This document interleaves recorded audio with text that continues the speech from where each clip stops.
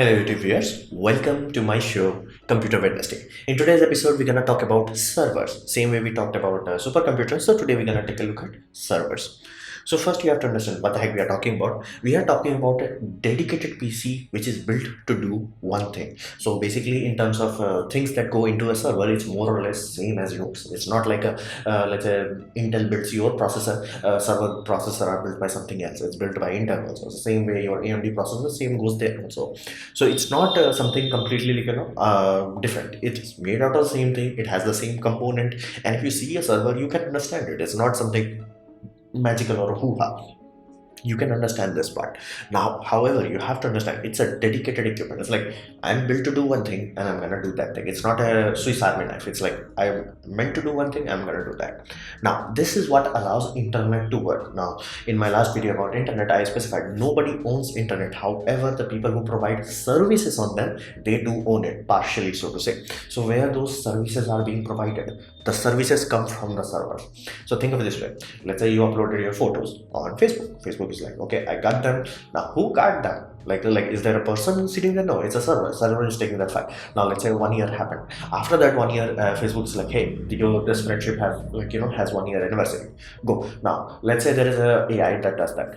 Where does that AI send that data to? That will send data to server. So basically server is acting between as a quote unquote center point between client, basically you and I, and the administrator who is maintaining the time server. So server is very critical to internet. It is the internet in one way or the another, because when we say we are connecting computer to computer, you are not connecting as a person who is doing content monitoring or management or to Facebook. You are connected to a Facebook server, and the person who's doing the management and all that jazz, they are also connected to the server. So server is the backbone of internet. It is what allows internet to work, and these are built to work 24/7.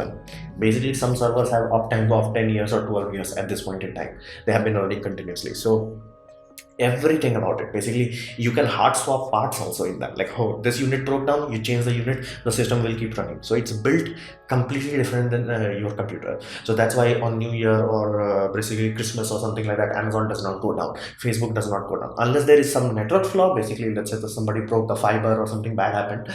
Again, barring those things, server will never go down. Now again, they try to make sure that nothing is perfect, but they try to make sure.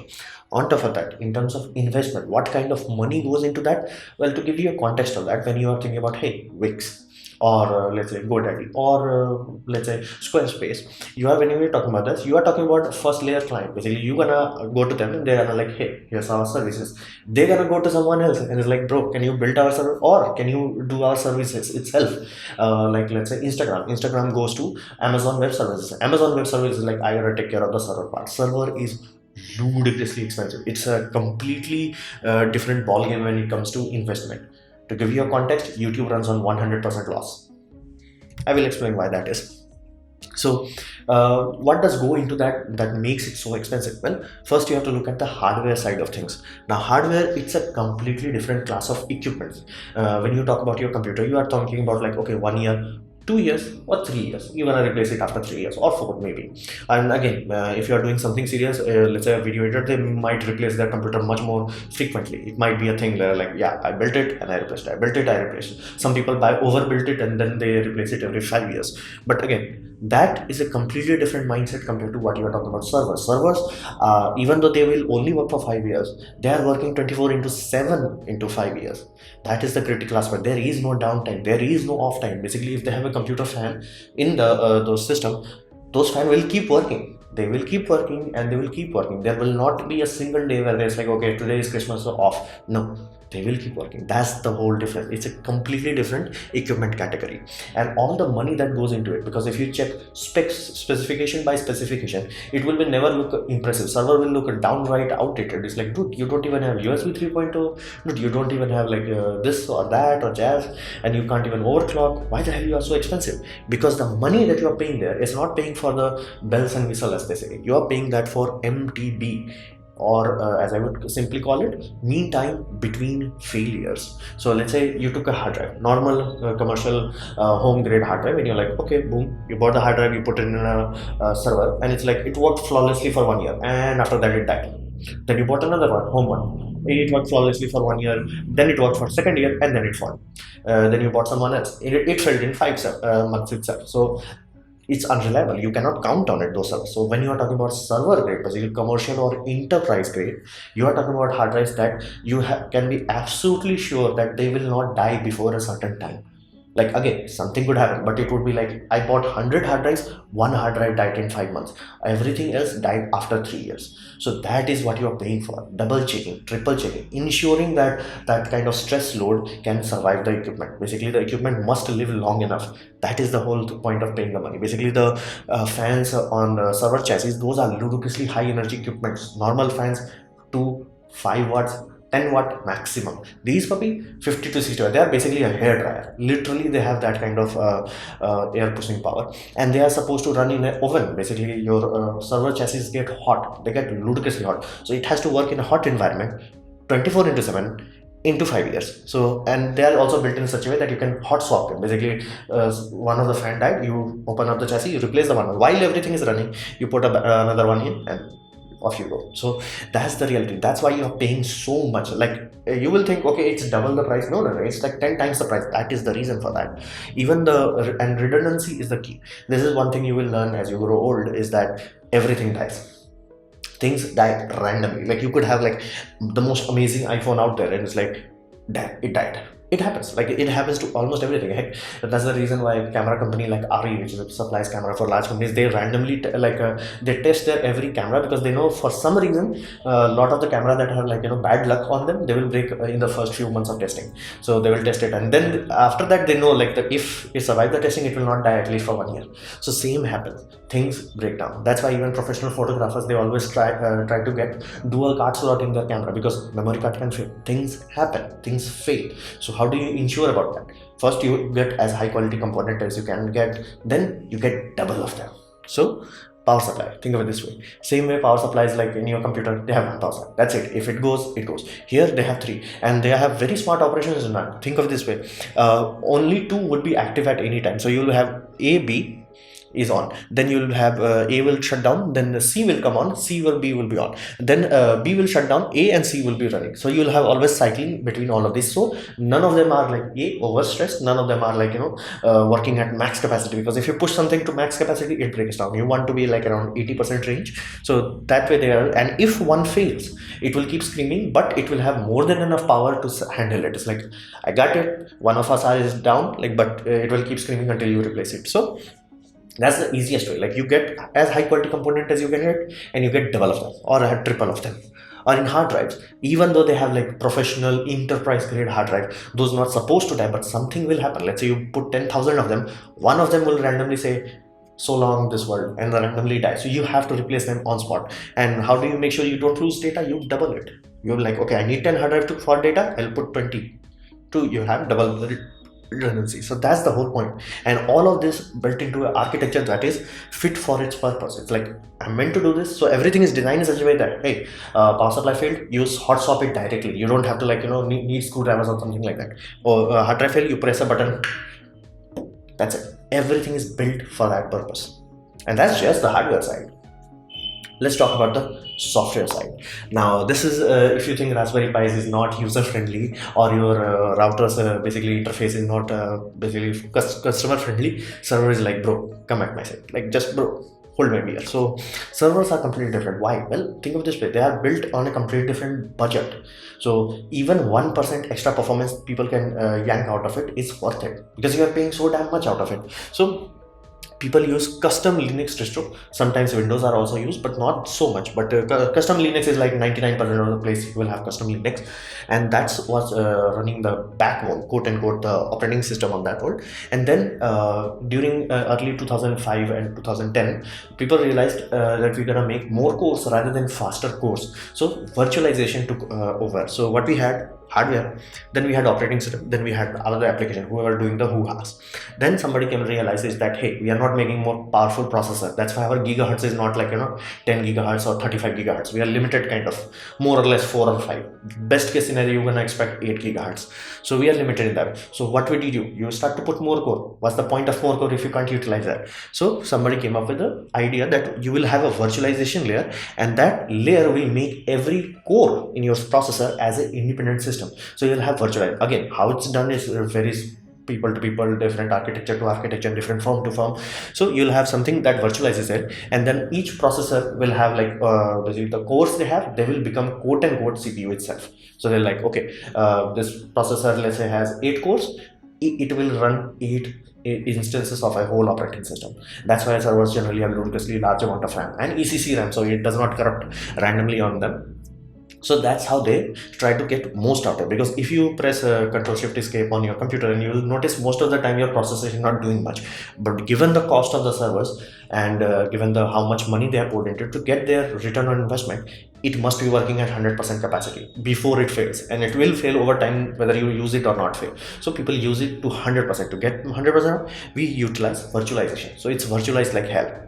And then the core level, like core level operating system that you have in your home, it's completely different versus the core level operating system of a server. Server is designed on parallelizing everything, and your home system, it's fast enough that it can be like, yeah, I will do one after the another. It does not make too much difference. On the server, it's completely different ballgame. Like it literally has to handle hundreds of data demands coming in and hundreds of demands going out. So it's like Netflix cannot slow down. It's like, hey, I'm gonna serve this people in, let's say, Nebraska, and then it's like, hey, I'm gonna serve the people in Bronco or something like that. It has to serve all of them at once. So it's designed to handle that kind of parallel load. So it's like your home computer has like 8 lanes going in and out. This puppy have like 800 lanes going in and out.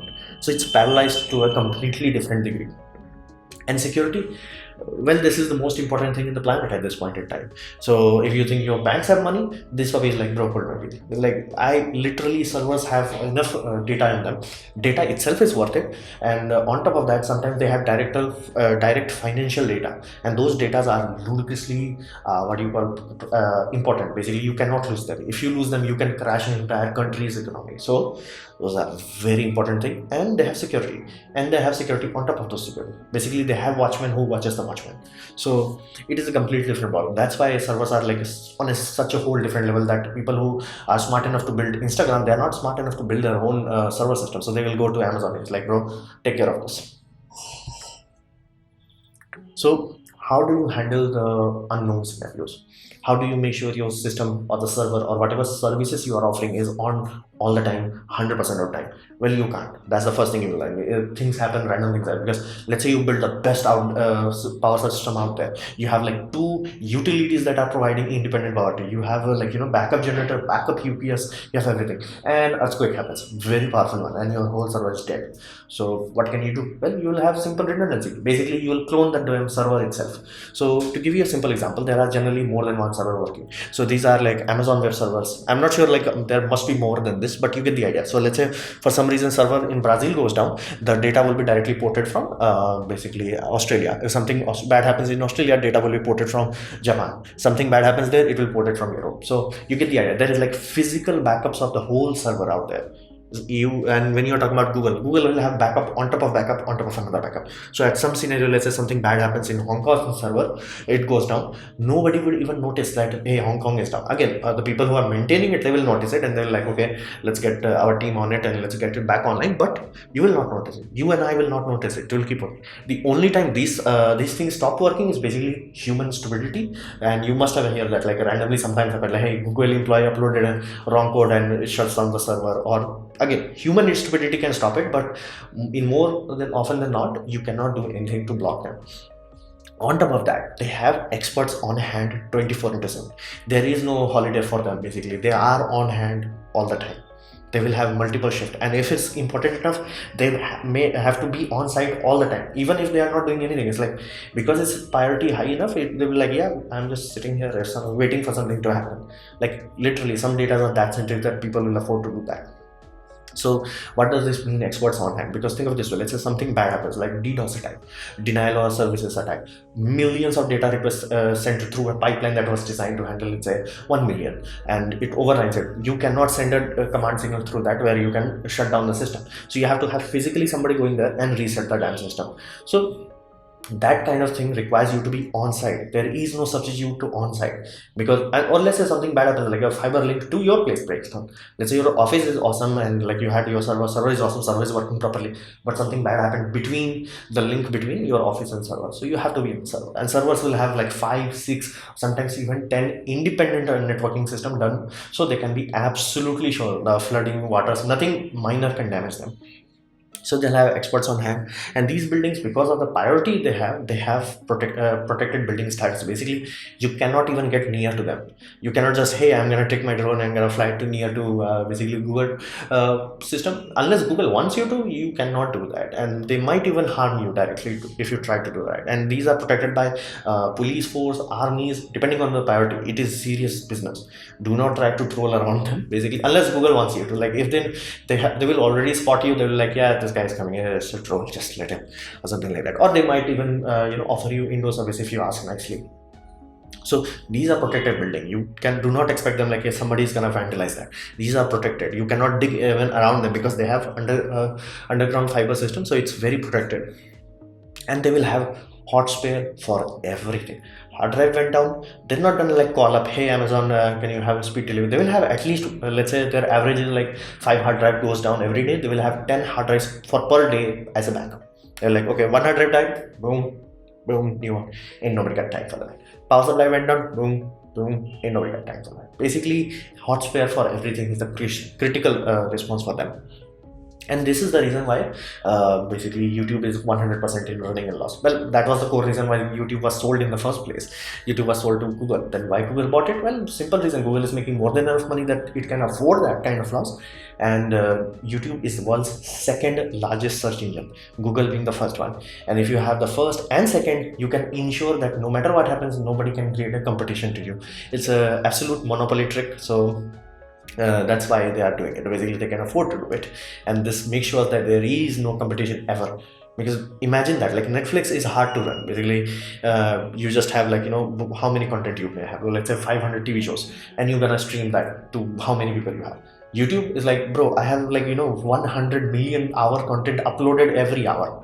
It's like, it's undoable, flat out. Nobody can do it financially successfully. So what about all the advertisement? All those are only there just to basically help a content creator, because again, search provider will not mean anything if there is nothing to search. So because again, Google is a search engine, not anything other than that. They do not make their content themselves, so we have to be there for them. So they are like, okay, a little bit of money to you, so you are interested enough, you keep doing what you're doing, and they get the second world's biggest second search engine out there. So do not expect that. That's why like all the companies that tried, like be it Gap or be it BitChute, all they tried, none of them are like at a position where you can even come close to comparing to YouTube.